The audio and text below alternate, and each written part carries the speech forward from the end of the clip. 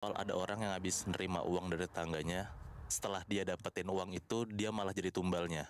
Mmm, Nah, lokasi kejadiannya tuh di Jawa Timur tahun 2000-an. Gue mau cerita awalnya dulu, jadi kayak waktu pas kita kecil, uang 5 ribuan itu kan pasti kita ngerasa, anjir gede. gede banget lagi. Heeh. Iya. Apalagi kalau misalnya kita ngelihat itu tuh di tengah jalan. Iya, Kalau kita ketemu uang tengah jalan, pasti kita ambil dong. betul. Nah, cerita ini dari Hasan namanya. Dia itu waktu pas ngirim cerita ini tuh waktu pas umur 10 tahun. Jadi Hasan ini punya tetangga, sebut aja namanya Pak Ruslan. Dulu bisa dibilang kehidupan Pak Ruslan tuh bener-bener, sorry ya, kayak miskin gitu loh. Soalnya Pak Ruslan tuh dulu di tetangganya tuh terkenal kalau dia tuh cuman jualan kayak sapu ijuk gitu.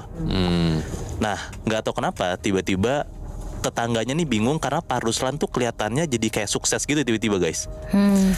Ada satu momen di mana tetangganya tuh ngelihat Pak Ruslan kok bisa ngegedein bisnisnya sendiri tiba-tiba banget. Sampai punya toko, ngegedein rumahnya. Padahal dulu ya tadi gue bilang dia orang susah dan cuma jualan sapu ijuk doang gitu kan.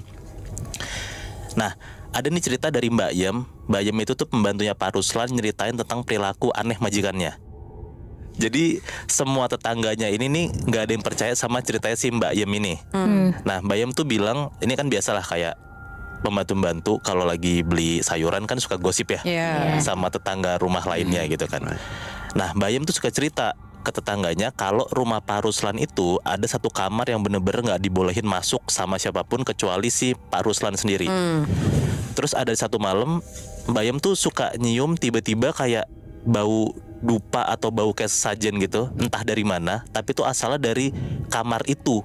Tapi kan nggak tahu karena Mbak Yem kan nggak boleh masuk kan. Iya. Nah itu tuh Iya. cuman di beberapa malam tertentu doang. Intinya tuh banyak banget lah hal-hal aneh yang Mbak Yem lihat dan dia rasain sama Pak Ruslan waktu pas dia kerja di sana.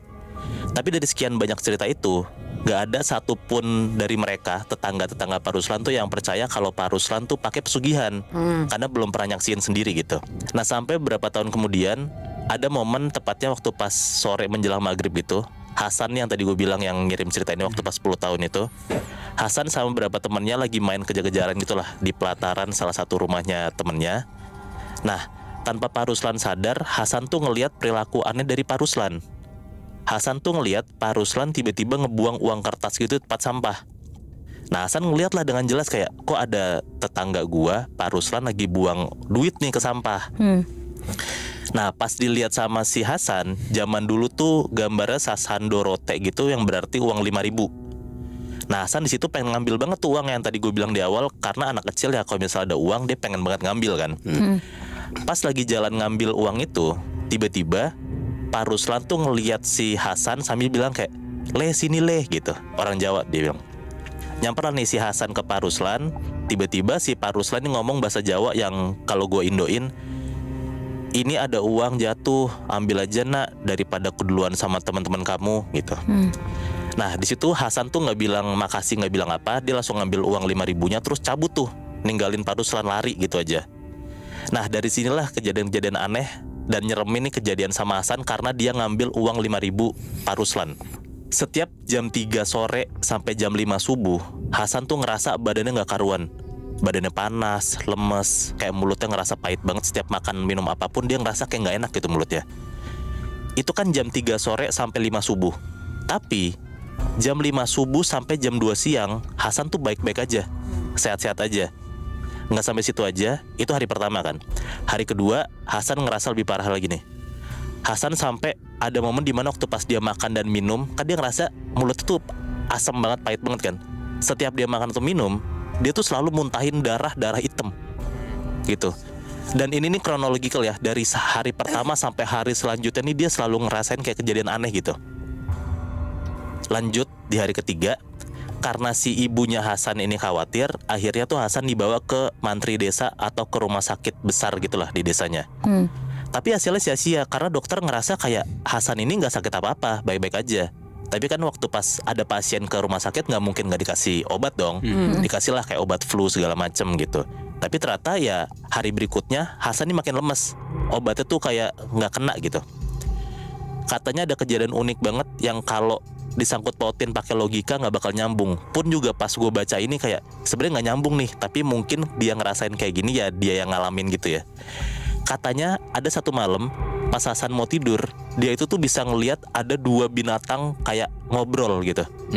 Nah 2 binatang itu tuh cicak sama kecoa. Nah pas gue baca kayak nggak masuk akal gitu kan. Cuman kayak kan kita nggak ngalamin nih. Benar-benar. Hasan denger banget kalau si cicak ini ketawa-tawa. Terus si kecoa ini bilang kayak, kasihan anak ini, dia nggak tahu apa-apa tapi harus bayar semuanya.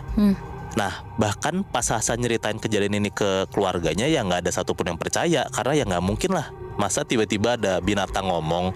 Dicap lah sama keluarganya kalau Hasan nih halu gitu, mungkin lagi sakit. Kasian. Sorry ya, kayak orang giting ya nggak sih? Iya kayak orang giting, cuman ya kasian loh. ya lagi kan nggak masuk akal Tapi sebenarnya kan. kalau Iya. cicak tuh gue pernah dengar emang ada kenapanya gitu, setahu gue. Kenapa tuh? Oh maksudnya ada kayak sign kenapa dia kayak gitu? Maksudnya ya kayak ada sign atau jin Hah? itu tuh bisa nemploknya tuh kayak cicak, makanya tuh diiniinnya cicak gitu. Oh, iya. Dan itu yang makan anak-anak. Oh gitu. Kalau nggak salah ya, namanya tuh umusibian.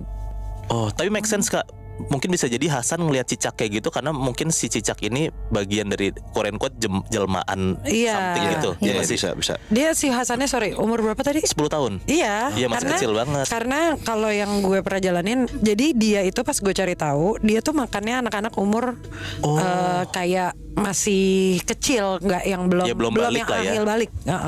Oh ya make sense lah ya kenapa si Hasan ngerasa kayak gini kan. Betul. Ini gue lanjutin lagi sampai ada di hari berikutnya. Ini nih hari kelima. Ada satu malam Hasan tuh datengin sama anak kecil tiba-tiba. Ada anak kecil masuk ke kamar Hasan. Hasan pun juga nggak kenal anak kecil siapa. Tapi anak kecil ini ngomong bahasa Jawa. Kalau gue indoin kayak, jangan takut, saya datang ke sini cuman mau ngasih tahu satu hal. Buang uang itu dan pesen saya, kalau kamu didatengin sama 2 cowok yang gak kamu kenal, jangan pernah mau ikut walaupun dia bawain makanan, mainan, atau barang apapun. Pokoknya jangan ikut mereka dan buang uang sisa kamu itu. Nah, abis nyampein itu, si Hasan nih ngeliat anak kecil tuh hilang gitu aja, entah kemana gitu. Hari kelima, ternyata yang dibilang sama anak kecil ini bener, kejadian nih. Karena Hasan waktu pas tengah malam, di kamarnya dia ngeliat ada 2 sosok cowok baju putih, kurus, tinggi gitu. Entah dari mana out of nowhere tiba-tiba dia datang. Terus kayak si 2 sosok ini tuh kayak ngelambain tangan gitu buat kayak ngajak Hasan ke satu tempat gitu. Nah Hasan jawab kayak emoh gitu, nggak mau. Nah terus pas dibilang emoh sama Hasan, tiba-tiba hilang. Coba tidur lagi lah nih si Hasan. Pas dia mau coba tidur lagi nggak bisa, Hasan melek. Ternyata sosok itu datang lagi. Tapi sekarang sosok ini tuh kayak ngebawa mainan sama uang gitu, sambil tetap sama nih kayak ngelambain tangan ngajak Hasan ke satu tempat. Tetap ditolak sama Hasan. Terus tiba-tiba sosok ini hilang gitu aja, entah kemana. Nah sampai satu momen dimana Hasan tuh ngerasa kayak 2 orang ini, 2 sosok ini kan pasti bukan orang, pasti setan gitu kan. Hasan teriak-teriak lah nih. Pas Hasan teriak-teriak, ada neneknya tuh denger, masuklah ke kamar Hasan. Ditanya sama neneknya kayak, Hasan kenapa? Hasan kenapa? Nah Hasan bilang nggak apa-apa, tapi aku ngeliat ada 2 sosok.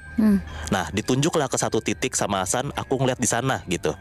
Pas dicek sama neneknya, ternyata kosong, nggak ada apa-apa. Neneknya bilang kayak, ya udah tidur aja, mungkin kamu salah lihat, kamu lagi sakit, udah nggak ada apa-apa kok, lanjutlah tidur lagi nih si Hasan. Nah masih di hari selanjutnya, paginya Hasan inget kalau dia itu masih megang pecahan uang 1000-an dari 5.000 yang dia ambil dari bapak ini nih. Nah buru-burulah dia inget omongan si anak itu harus buang uangnya. Dia buang tuh sisa uang 1000 itu ke keluar jendela kamarnya. Nah dan katanya dia itu kan ngebuang uang 1000-nya tuh pas pagi hari. Hasan denger pas banget dia buang uang itu, tiba-tiba ada temennya yang ngambil uangnya 1000-nya itu. Nah itu paginya. Sorenya Hasan denger, dia dapat kabar kalau temen yang ambil uangnya itu ketabrak mobil pas lagi ngaji. Anjing. Nah di situ tuh temannya Hasan koma 3 hari. Dan pas dia sadar, anak kecil ini sadar, ternyata anak kecil tuh cacat, harus diamputasi karena tabrakannya tuh serius banget. Oh my god.